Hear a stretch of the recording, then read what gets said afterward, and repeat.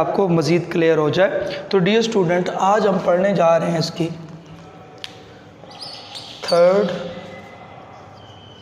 And fourth, which is very important, linking verbs and auxiliary verbs.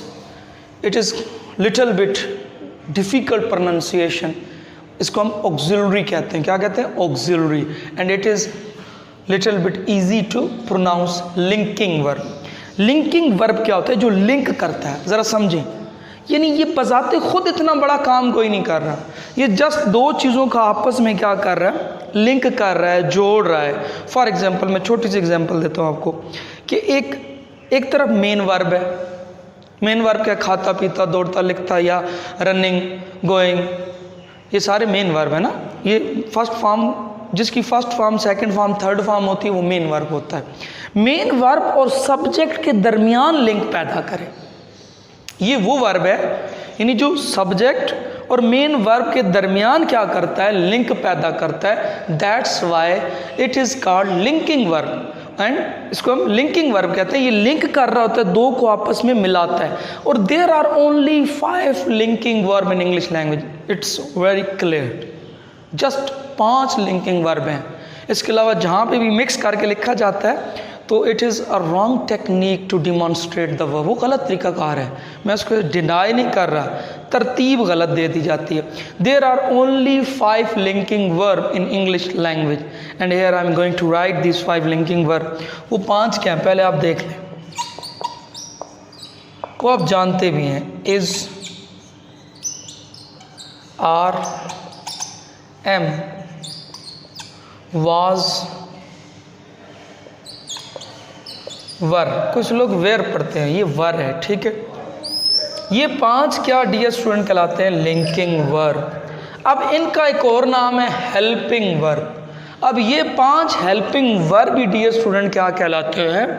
Linking verb कहलाते हैं। यानी helping verbs are called linking verb. इंतहाई सादा और आसान सी तारीफ है कि helping words are called linking verb and I have explained you right now in this lecture that there are only 5 helping verb in English language. Is, are, am, was और were. इन्हीं को हम क्या कहते हैं? लिंकिंग वर्ब कहते हैं। अब मैं इसकी तरफ आता हूँ, एग्जाम्पल इसके बाद में मैं ऐड करूँगा। अब देखिए यहाँ पे जो सेंटेंस की सूरत में होगी, auxiliary verb. First of all you would have to pronounce this word according to its pronunciation. It is not called auxiliary, axillary, it's auxiliary, aux, it's like a aux, aux, it's auxiliary verbs. अब यह देखें dear student, is are am के अलावा भी बहुत सारे ऐसे लफ्ज़ हैं जो बीच में आए होते हैं। अब ये कैसे लिंक कर रहे हैं ये मैं आपको बाद में बताऊंगा। मिसाल के तौर पे वाज, वर और इसके अलावा भी तो बहुत सारे मेन वर्ब के अलावा चीज़ें आती हैं। आपने हैज़ देखा है, हैव देखा है, हैड देखा है, शैल देखा है, विल देखा है, माइट देखा है, मे देखा है, कैन देखा है, कुड देखा है। ये सारे आप पढ़ चुके हैं, आपको पता है, इनके बारे में आपको नॉलेज है। तो ये भी तो मेन वर्ब तो नहीं है ना। ये फिर क्या कहलाते हैं? Helping words. There are 2 types of terms. You can watch right now, you can look right now. Number 1 is helping verb and the other term is helping words. There is difference here and here. These are words and these are verbs. ये verbs हैं और वो words हैं। तो यही फ़र्क है कि इसके अलावा इस, आर, एम, वाज, वर के अलावा जितने भी हैं वो सारे के सारे डियर स्टूडेंट क्या कहलाएंगे? वो सारे के सारे हेल्पिंग वर्ड्स कहलाएंगे। और वो यहाँ से शुरू होते हैं। Do, does, did, will, shall, can, could, might, may, has, have, had, etc. का मतलब कि बहुत सारे और भी हैं। जो भी आपको मेन वर्ब और सब्जेक्ट के दरमियान कोई लिंक पैदा करते हुए चीज़ें नज़र आएँ, कोई जोड़ पैदा कर आपस में जोड़ रहे हैं, तो या तो वो हेल्पिंग वर्ब्स होते हैं या वो हेल्पिंग वर्ड्स होते हैं। और हेल्पिंग वर्ब्स को हम लिंकिंग वर्ब कहते हैं और हेल्पिंग वर्ड्स को हम ऑक्सिलरी वर्ब कहते हैं। इसके एक स्क्रीनशॉट लें, फिर मैं आपको इसकी प्रैक्टिस कराता हूँ इसके सेंटेंसेस के ज़रिए।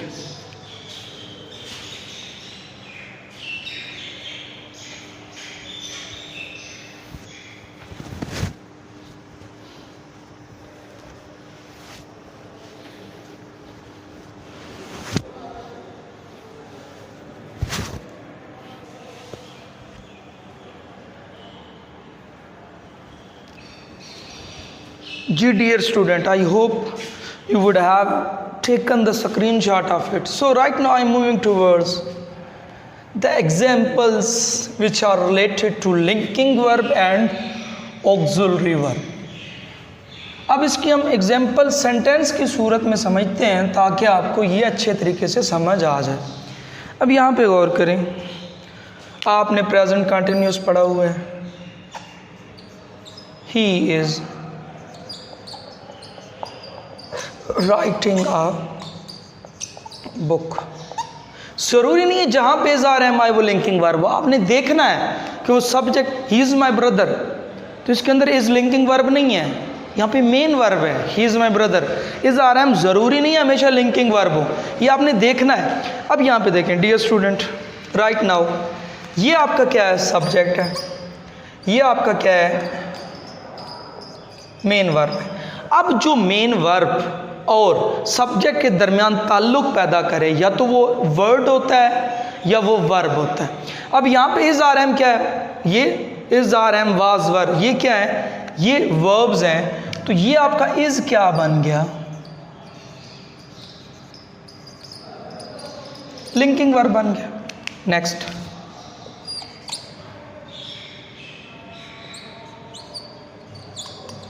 He was going to school, he was going to school। अब देखें, ये आपका सब्जेक्ट, ये आपका मेन वर्ब,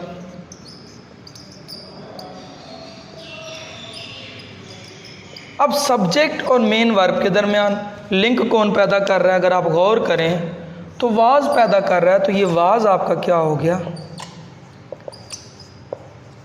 लिंकिंग वर्ब। एक और लेते हैं,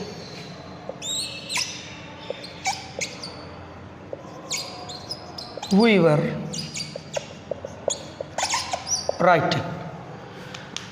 अब यहां पे वी क्या है, it is a subject and writing, it is present participle which has been made by adding ing with first form of main verb. Main verb की फर्स्ट फॉर्म के साथ मैं साथ में प्रेजेंट पार्टिसिपल भी, ये वर्ब की फर्स्ट फॉर्म के साथ ing लगा। अब ये इसमें लिंक पैदा कर रहा है, ये सब्जेक्ट और मेन वर्ब के दरमियान लिंक कौन पैदा कर रहा है, वर्ब पैदा कर रहा है। तो ये डियर स्टूडेंट क्या बन गया, लिंकिंग वर्ब। तो ये आप देख सकते हैं किस तरह हमने लिंकिंग वर्ब को समझा कि किस तरह ये सब्जेक्ट और वर्ब का, मेन वर्ब का लिंक पैदा करते हैं। तो is are am was were, ये क्या है, लिंकिंग वर्ब है। अब यहाँ पे मैं आता हूँ, एग्जाम्पल लेता हूँ यहाँ पे भी, I can write a letter, मैं ख़त लिख सकता हूँ, आप पहले पढ़ चुके हैं।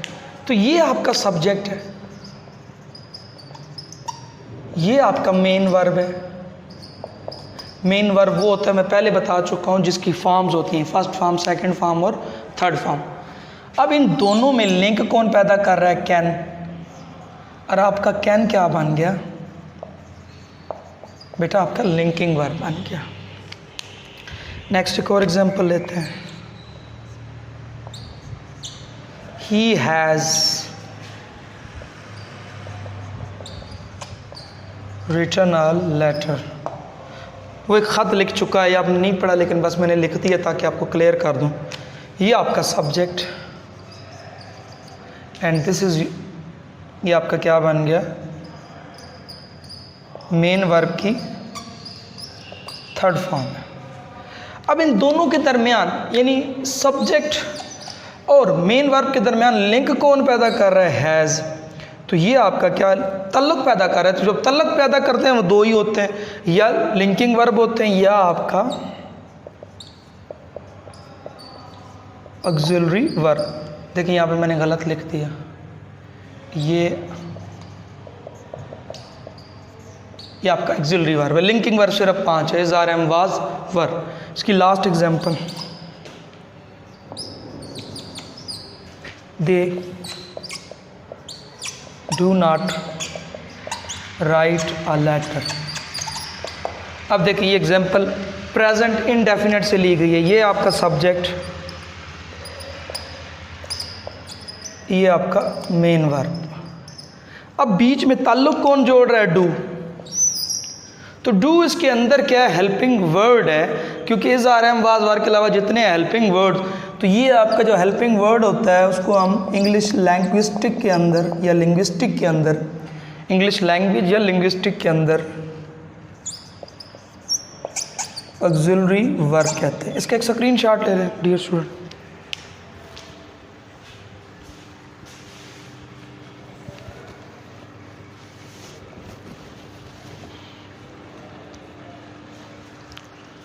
जी डियर स्टूडेंट आप ले चुके हैं। सो डियर स्टूडेंट आप देख सकते हैं कि किस तरह हमने लिंकिंग वर्ब और ऑक्सिलरी वर्ब को एग्जाम्पल की मदद से समझा कि लिंकिंग वर्ब टोटल 5 हैं, इज़, आर, एम, वाज, वर, और उसके अलावा जितने भी हैं जो ताल्लुक़ पैदा करते हैं वो क्या कहलाते हैं? वो हेल्पिंग वर्ड्स कहलाते हैं, उनको हम ऑक्सिलरी वर्ब कहते हैं।